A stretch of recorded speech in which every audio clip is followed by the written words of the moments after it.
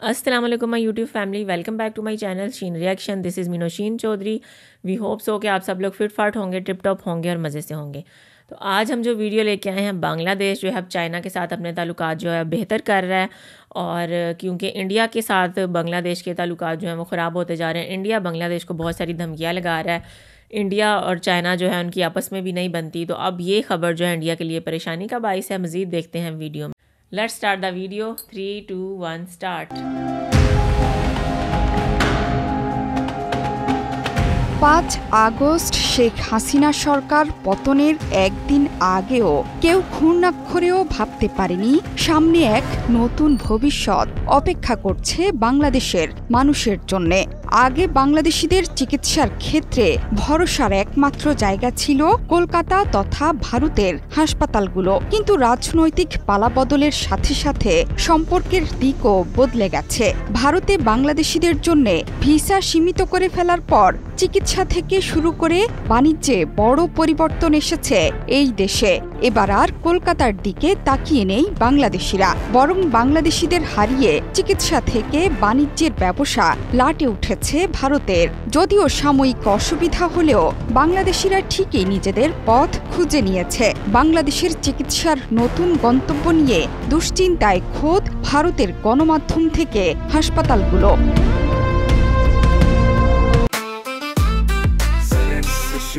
জেনেক্সে shift করো, লাইফকে lift করো।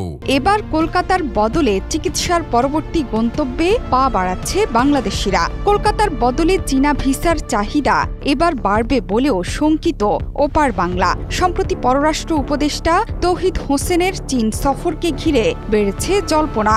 এই সফরের পর অনেকেই বলছেন বাংলাদেশি নাগরিকদের উন্নত চিকিৎসার জন্য কলকাতার বিকল্প ব্যবস্থা হতে যাচ্ছে চীন।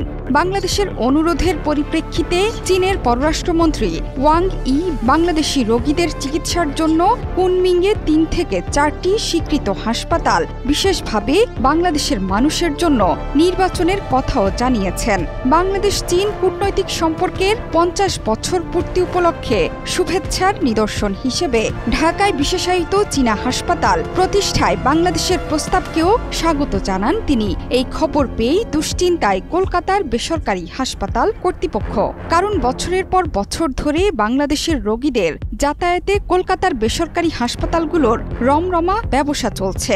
এইসব হাসপাতালকে কেন্দ্র করে সেখানে চালু হয়েছে সস্তার লজ, ট্রাভেল এজেন্সি, খাবারের দোকানও। বলা চলে সেখানে গড়ে উঠেছিল স্বাস্থ্য পর্যটন। বাংলাদেশিদের হারিয়ে এখন পথে বসার দশা এই স্বাস্থ্য পর্যটন সংশ্লিষ্টদের।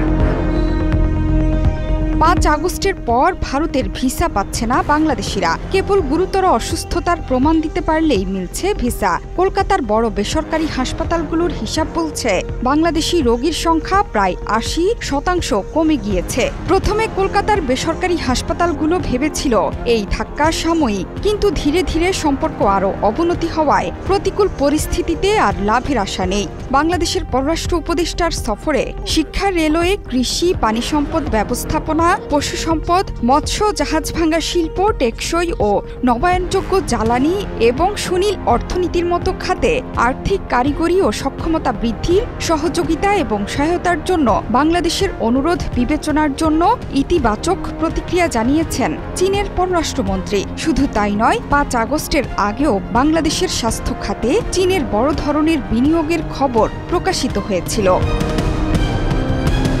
जोहरा चौधरी सेतु 71। जी तो व्यूअर्स, ये थी आज की वीडियो। बांग्लादेश और चाइना के दरमियान ताल्लुकात बेहतर होते हुए दिखाई दे रहे हैं, और चाइना और बांग्लादेश के दरमियान ट्रेड में जो है वो आने वाले दिनों में इजाफा होगा। इसके अलावा चाइना बांग्लादेश में एक जदीद आलात से भरा हुआ हॉस्पिटल भी बनाएगा, जिसमें लेटेस्ट जितनी भी टेक्नोलॉजीज़ हैं उनको ऐड करेगा, ताकि बांग्लादेश के लोगों को इलाज करवाने के लिए इंडिया ना जाना पड़े और दूसरे कंट्रीज़ में ना जाना पड़े। तो अब बांग्लादेश जो है चाइना के साथ ज़्यादा ट्रेड करेगा, और चाइना बांग्लादेश के अंदर अस्पताल भी बनाएगा, और भी बहुत सी सहूलियात जो हैं वो देगा। इससे पहले कोलकाता से बहुत सी मेडिसिन वगैरह और हेल्प ली जाती थी, लेकिन अब बांग्लादेश ने कोलकाता को छोड़ दिया, इंडिया को छोड़ दिया, और चाइना के साथ ताल्लुकात बेहतर कर रहा है।